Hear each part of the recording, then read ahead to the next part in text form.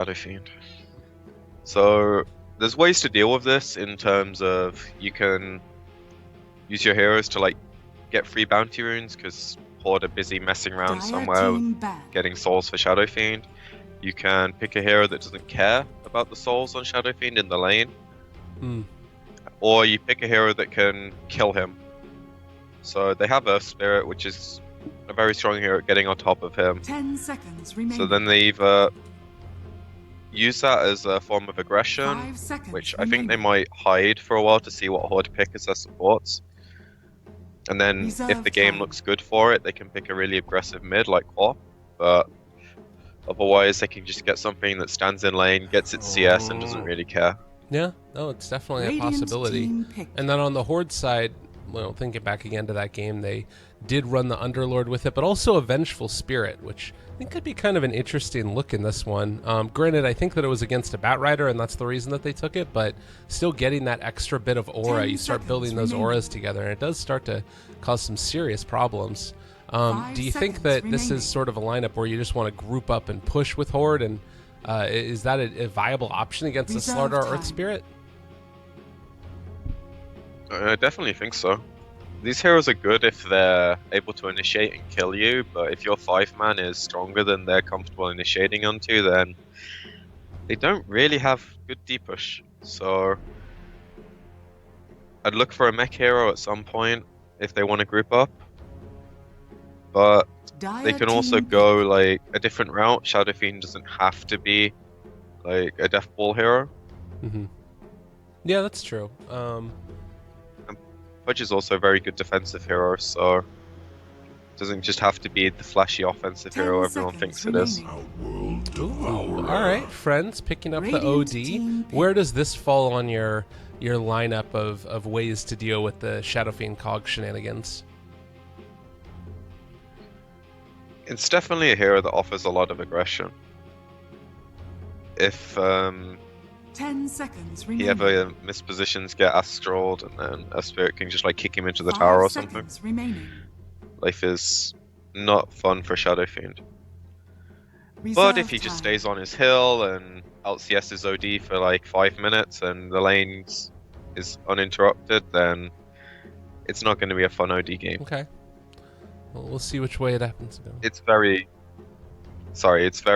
volatile. If this works well, it'll work really well. If it works badly, then you'll see. Okay. I'm excited to see how that works out. Well, it's looking to me like it might be one of those games where all of a sudden, you can look like you're having a good time in lane, but if OD starts getting a couple of items, it just goes really terribly. You talked a little bit about the Pudge. What do you think about him in this context? Do you like the pick in general? It's something Horde go to quite regularly, so it's definitely comfort zone hero for Pablo. I've seen games where he's hit every hook, and I've seen games where he's missed nearly every hook, so that's just the nature of the hero. Yeah. But I think the core of the hero is still like, it gives you this really strong defensive mechanism if friends jump on you. Like if you get astraled and there is a way to find the hook, they can go for that. Or it gives you like this really strong early game aggression, which is kind of what I think they want to go for now with the Enchantress. Yeah, this is looking really cool because now you not only have the strong ability of Shadow Fiend to get off to a hot start, but also Enchantress to run around, start winning the other lanes if any of them happen to go a little bit awry. I like this pick a lot. It's interesting that they took it this early, considering there was still a Chen in the pool. It makes me think that Horde are valuing that Enchantress that much more than they would have a Chen, because Ake can play either of them, obviously. But why do you think it is that they prioritize the Enchantress over a Chen? It's way more of a pressure hero. It's a lot harder to use Chen creeps to be aggressive because you sacrifice your own farm. Whereas with Enchantress, you kill a camp, you send one creep to a lane, start spamming that creep out, and then you can just enchant in a horn and keep farming. So it's a lot easier. And the hero also does like a lot more in 0 to 5 minutes itself because it has this broken ass move speed, decent attack damage, and then the inbuilt slow helps a lot as well. Well, Radiant And team Impulse back. is a good thing this game because OD wants to sit in the middle of a fight and right click, so it's quite easy to chunk him down with an Enchantress as the game goes on. yeah, we'll see. And then Witch Doctor's the counter to the We'll Ancient see Creeps. if it ends up being one of those situations 10 as well seconds where, remaining. you know, Hurricane Pikes are going both directions and who gets it off first. 5 Always seconds kind of an remaining. interesting look for that. But the Witch Doctor taken, a great answer to the Enchantress creeps early on. Reserve Long duration time. stun, also some extra bulkiness up there in the lanes. I'm kind of wondering, though, as far as ways to sort of deal with the Enchantress, it feels like with Slardar Crush, all of Earth Spirit's kit, OD Astral Imprisonment, Enchantress might be running into some issues with just being nuked down with magic. Oh yeah, for sure. And Death Ward's also a good way of killing her, so... Horde have given themselves this really high execution liner. It's either going to work really 10 well seconds and all remaining. guns are going to be firing, or you're going to see something similar to last game where 5 seconds friends get their rotations better and their lanes are just like maybe more stable. remaining. Reserve time. But I do see Horde having a really good shot at like snowballing this game, just because like Clockwork Shadow Fiend does that naturally. And then their supports just need to find 1 or 2 good pickoffs and things can fall out of hand pretty But quickly. it's totally that other like sliding scale as well, where friends just manage to, you know, disrupt those early ganks or get off to a decent start themselves. All of Horde's stuff, like I just feel like these heroes play so badly from behind. Kind of Pudge to me is almost the epitome of it. Shadowfiend, I guess, also. Yeah, they're just all like if they do fall behind, it's going to be 10 tough. seconds But I remaining. guess that's where the souls come in from Clockwork, and the Enchantress being able to be 5 aggressive early. seconds remaining. Yeah, their lineup's definitely not intended to get behind early. But Radiant to be fair, team Pudge is pick. like one of the best high ground defense heroes. Hook people out of position and stuff, and then you can like Core Venge. hook the follow up from Clockwork, and then you Requiem and This is stuff. cool. Yeah, it's a core Venge. Interesting. Do you like that pick here? Oh my god, and we got him. Is this the first Necro in competitive after the change? I think it might be. No idea, but the hero's broken as shit. Tell me a little bit about him. I'm curious. He doesn't die. Okay. The way you kill him is like a lot of magic nukes, and friends have some, but chances are you burst him down with those nukes in the first place, then he presses his W, presses Q, presses stick, and he's back at full health. Well, I am very curious to see how it all works out. He does get, you said it's double the heals from just his death pulse, though, right? It's not other things around. 50%. 50%. No, it works with mech and Okay. stick. So it also work then with Nature's Attendants, correct? Yes, but that's definitely not a synergy they care about, I Okay. don't think. At least in fights, because Ench wants to be worrying about her own positioning a lot more. It might be something they utilize in the game, don't get me wrong, but... Another 30 thing with this seconds Necro to pick battle. is it's a somewhat self-sustaining laner, so you can have the Pudge down bottom for a minute or two if they feel like it's necessary, and then Necro can bully a Slardar quite confidently. There's very little kill potential if there's no Earth Spirit to help him. And that's kind of what they needed with this Pudge Enchantress. It's very roam heavy, they don't want to move around the map like The battle begins. if it's not resulting in kills. They don't want to just sit in lanes and then babysit a Necro. So Looks like it also just fits in with the 5-man. I like the pick if it works. Yeah. It should be really good. Well, it looks like right now, at the very least, we've got the early movement out. It's 14 souls to the Shadow Fiend, so 78 damage coming to lane, facing off against this OD, and we'll see how this ends up working. This is going to be a very interesting one. Early, do you think that the OD can deal with this Excalibur Shadow Fiend here? I think it's really going to depend on the supports now, because they're both starting here, so... Again, it's just like a very volatile matchup. OD does have like a good way of getting CS, so if he gets Astral out, so he can definitely play in this lane even with the soul advantage. It's just more dangerous than normal. have to just take a different approach to the matchup. If he is able to beat out the Shadow Fiend in terms of CS going into this, I'm actually going to lose my mind. Like, he's getting denies, and he's like 24 damage below him. Granted, like you talked about, there is still the matter of Astral Imprisonment, but, well, bottom lane, they're going in on the Necrophos here. We said he doesn't die, but you take some Heartstopper or you don't have that nice little Ghost Shroud ability. Yeah, it takes a while for him to get to that killable stage, but if Earth Spirit can't find any rotations mid, then bottom's definitely just a good lane for him to pressure, help his Slardar out, make the lane a bit more safe for him. But the real lane that's like winning out is the top lane, where this Clockwork's basically free farming, with Enchantress zoning out the support and then making Venge deal with this tornado creep. He got really lucky with his creeps. Like, there's even a Stormcraft Harpy thing, which is the most broken creep in Dota 2 for Enchantress. Oh, well, I mean, Bignum is here to try and help out a little bit and starting to take these down. Oh, good deny. Ake able to make it happen. You love to see that. And first blood drawn. The tornado combo together with the rocket flare. What a combo. Level 2. Dire's top tower is That's Enchantress for you. That's some tilting stuff right there. Well, they're gonna throw. And now there's a Harpy. This is even worse. Like, I think I'd be tilted if I was a carry player. No, I had to deal with this. I mean, they can just keep on spamming it out, as you talked about. Long range, and are they going to actually be able to find the kill? They do, at least one. Yoku ends up going down. No Fear not able to save him. He uses Astral on creeps, and then Poach runs in. Shadow Fiend has way more than enough damage. It's looking so much better for Horde now.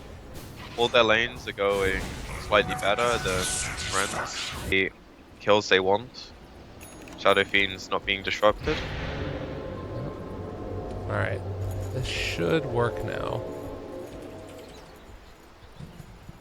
Okay, good stuff.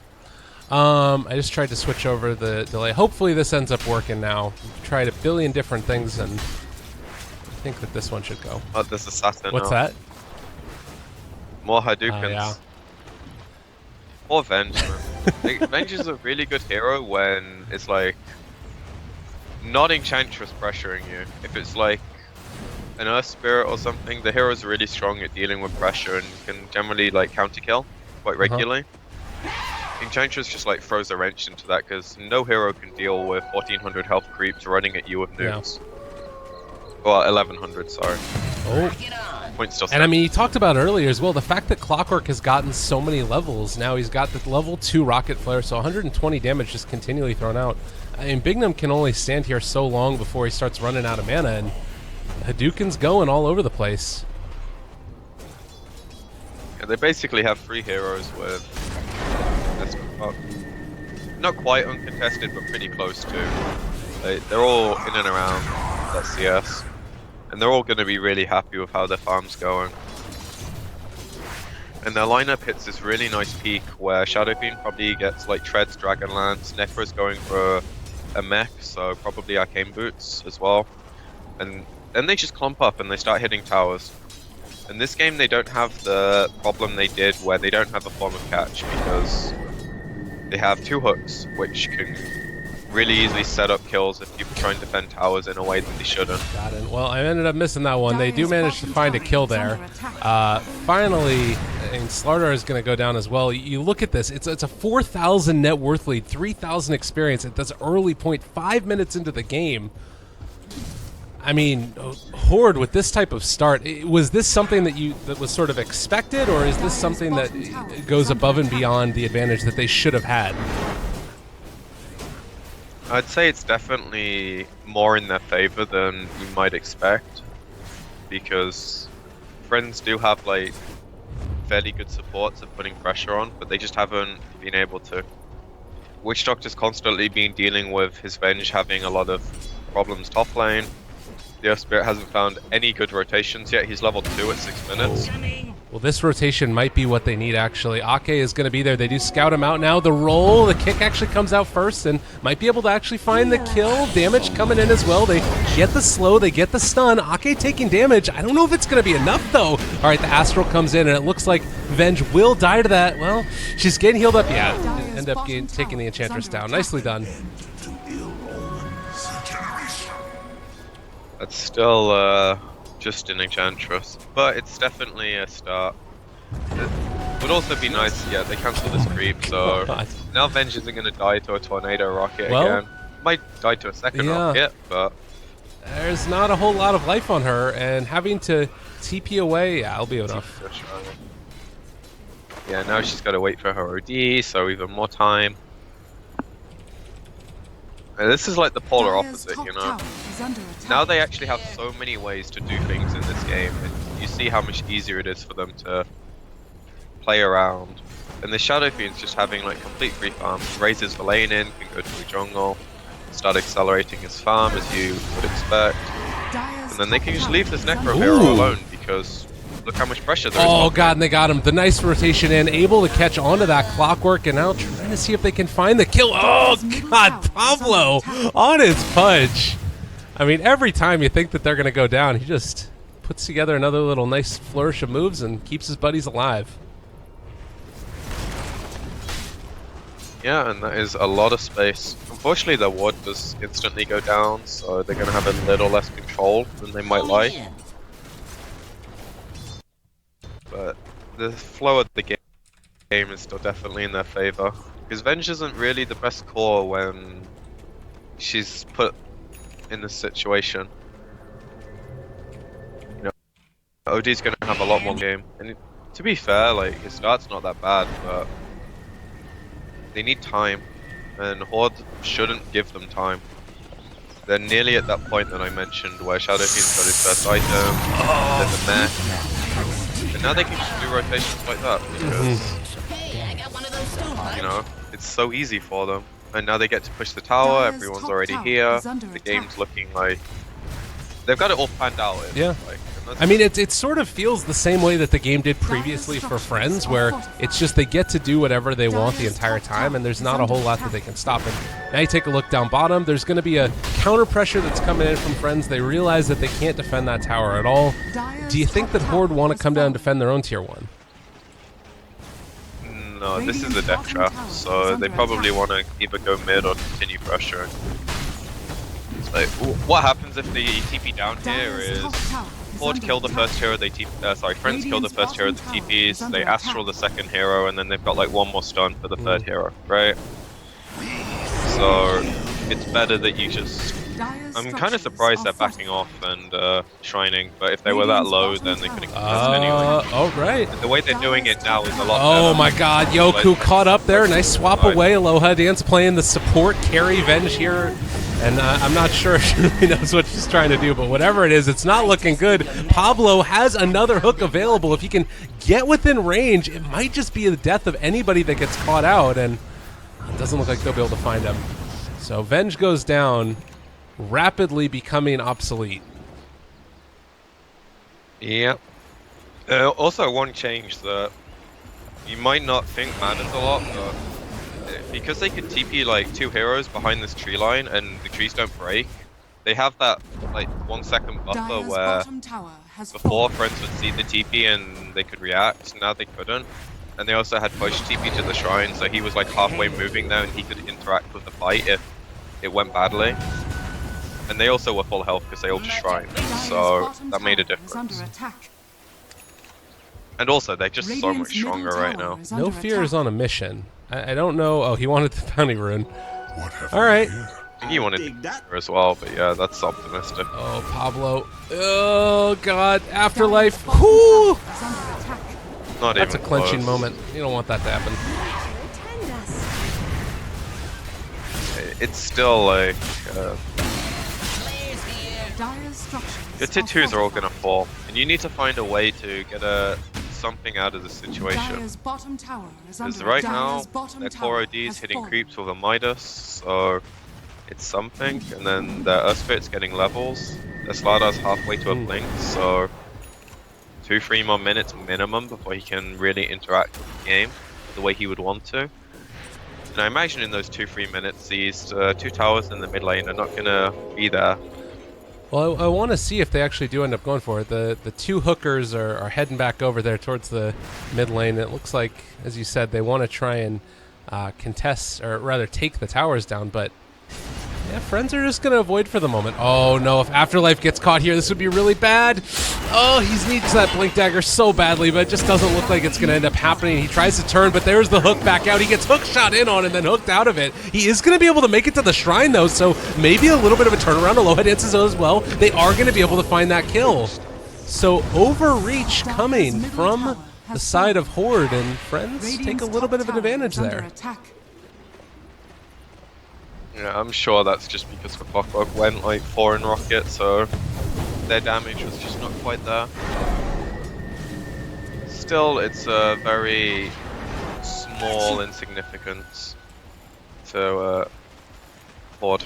They still get the objective, they lose out on a kill and they give 1 away, not the biggest deal. Because now they can do this with the OD. Yeah. This doesn't quite get the respawn penalty, but yeah, life is very, very hard. I actually like the way they've been using that Reaper Scythe as well. Like, they haven't always used it to get the added timer, but it's just the easy setup for the hook, which is pretty neat.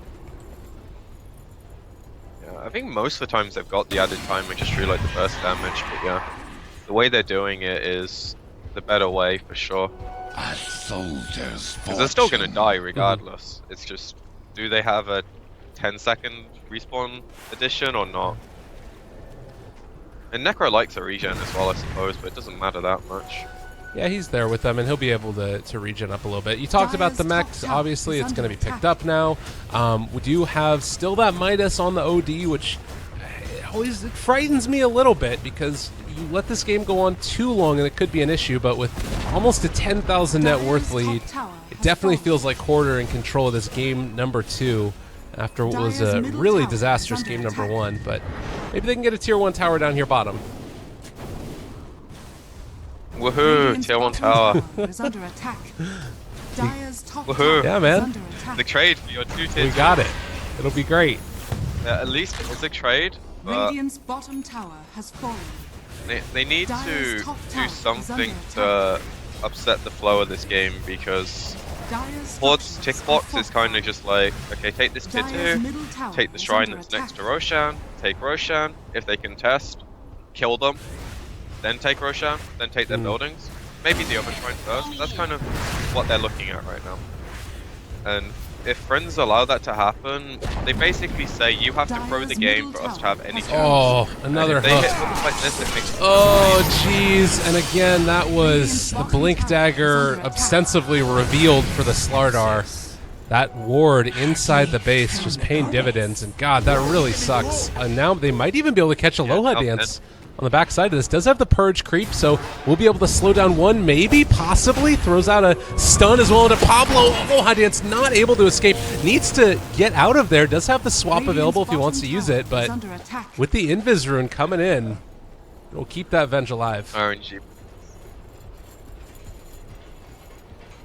That helps, for sure, but that's like their best chance right now, because Horde aren't like out on the map doing anything to them, so now they can assemble some kind of gank squad or do something to like throw the momentum off. Issue is, this ward's gonna see everything. Yeah, they're even gonna smoke like close enough to it that it's obvious. Oh yeah, they had that little bit of vision. And they think it's safe. Well, maybe they didn't see it because we're... Oh yeah, Chich is backing off. Ake realizes what's up. The thing is, they saw heroes like going down here, up here, down here, up here, so... Ooh. They knew this actually might end up working out, though. We'll see. Do we have any smokes right now on Horde? I think they're expecting a rotation in to try and fight them, as you see that Excalibur is taking out these Ancients, but yeah, the call gets made. They realize that Roshan is probably being taken currently. We'll see if they're going to be able to get there in time. Really low for the moment. Excalibur wants to go for it. Requiem Souls, good stomp, but they didn't pick up the Aegis as yet. They do manage to get it now onto Yoku, and Magnetize being thrown all over the damn place. They get the hook back. Oh, Pablo catches him in the midst of the rolling boulder, and Everybody else going down. Aloha Dance is still alive, as is Afterlife. Yoku controlled. A big crush connects onto 4, but I don't know if it's going to be if they really want to kill off Excalibur. It's just not going to happen. Yoku is going to go down as well. They find the clockwork, but not a whole lot else. Oh, and now immediately back into the shrine. Jeez. It's still good for them in the respect that Horde really wanted an Aegis to threaten high ground safely, because there is still a risk.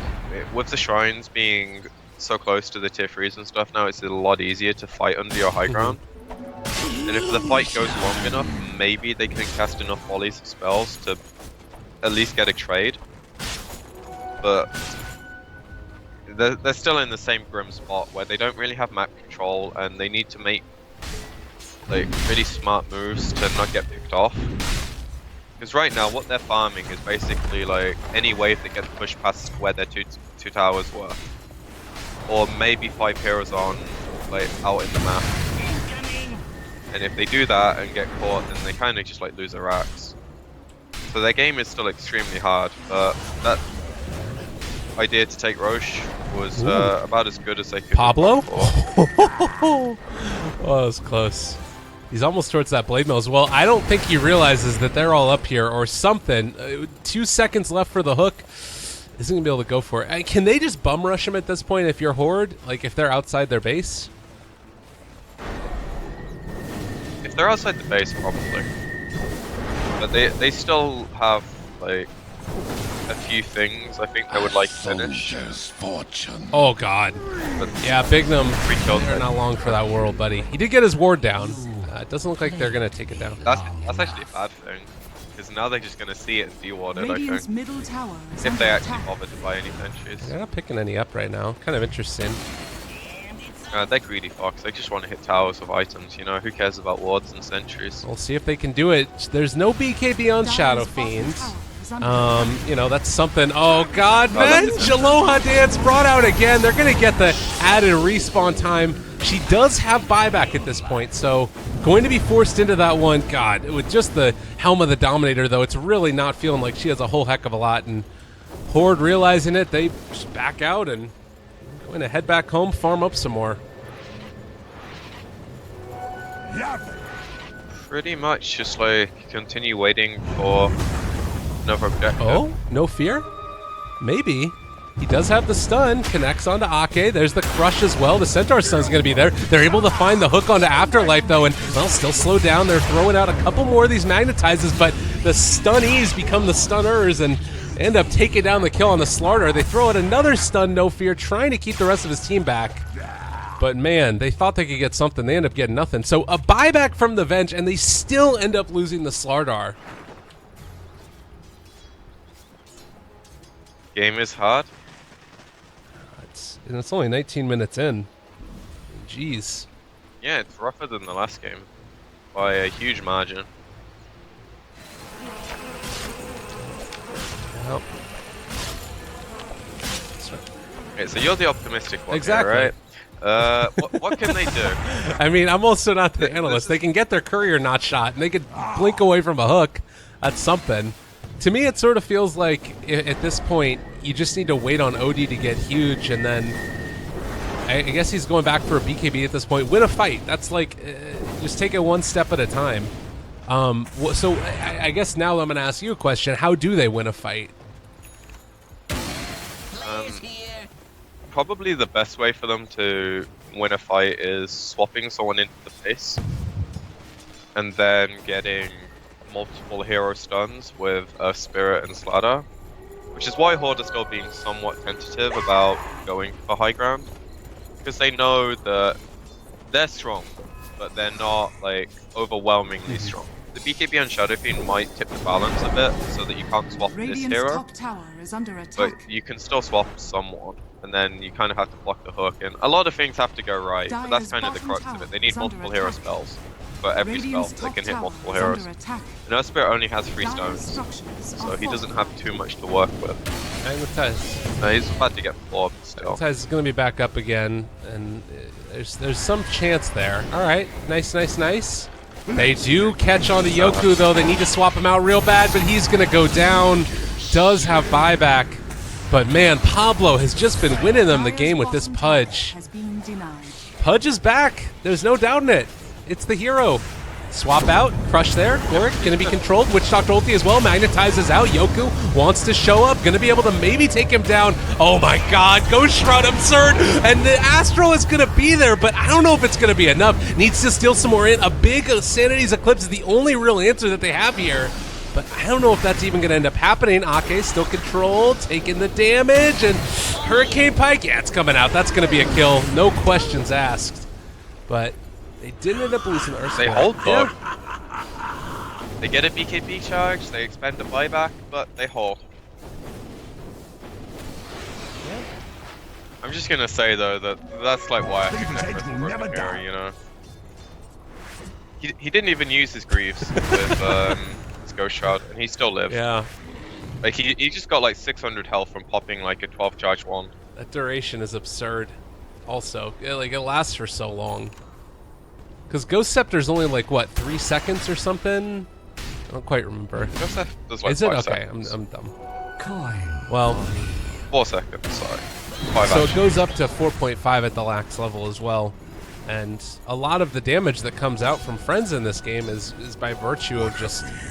Do you think that they just didn't realize, or what do you think has been the big problem this game for friends? Enchantress. Okay. This hero just like... It stopped them moving their supports around to apply pressure, and they played entirely reactive Dota, which is generally a very bad thing. When you're...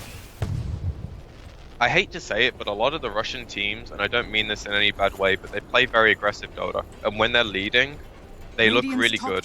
When they're forced to be reactive and play from behind, they don't look like the same team at all. Is No Fear AFK or something? It's just hitting the tower. Hey, he's just trying to make any rotation or do it. Like, go full retard, see what happens. Because right now, normal Dota ain't gonna win you Dota. Oh god, alright. This is a big group up here, though. Like, this is so smart. Because what's going to happen is Excalibur's going to sit here and hit the tower, and then they get to find the back line. And this is throw a wrench into the plan and see what happens. Our Spirit is over here as well. This is how Clockwork spots him out. He has to roll away. Okay, that's fine. They still don't realize they might have spotted Aloha Dance, though. Hookshot is not going to connect. The Crush is only going to find Pablo, but maybe it might be enough. There's the jump forward. Requiem of Souls is going to come out as well. Connects onto everybody. Witch Doctor Ultimate. Did he actually cancel it? He does end up walking away. It's all gone. Pablo is going to go down, and GG. It just gets called. It was a valiant effort, but not nearly enough. I mean, they tried. They had to do something. Well, that's going to do it. 20-5, a severe spanking indeed. And Horde end up tying it up 1-1. PQMZ, Mr. Man, do you think that you saw